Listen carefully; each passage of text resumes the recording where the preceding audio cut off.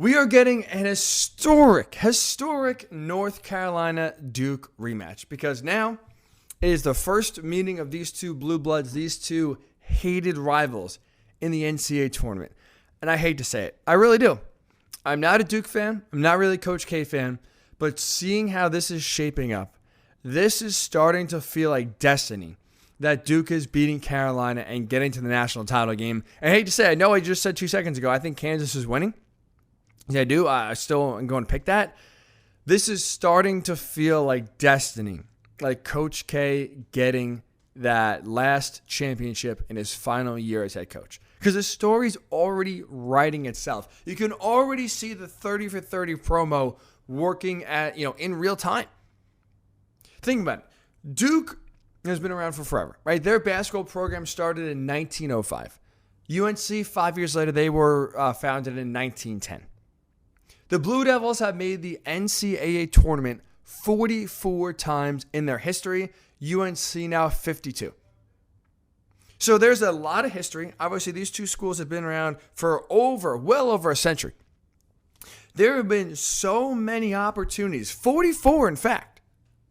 Really a little less, but there have been dozens of opportunities for these two blue bloods to meet somewhere in the NCAA tournament. And the fact that now, in Coach K's final season as head coach, going to the Final Four, they are finally seeing North Carolina for the first time in tournament history, feels like destiny, feels like the perfect revenge point for Coach K to avenge the home loss.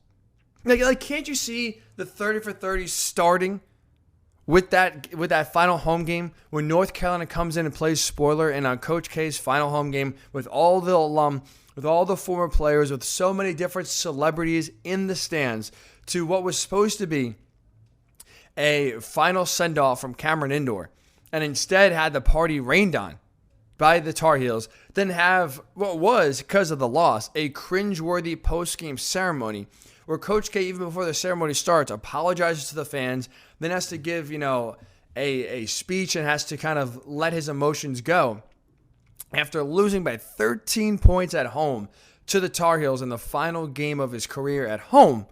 Can't you see now that's starting? We get the music, maybe it fades to black and white, and all of a sudden then it says, but Coach K, that was not his final time. Destiny would work in Coach K's favor.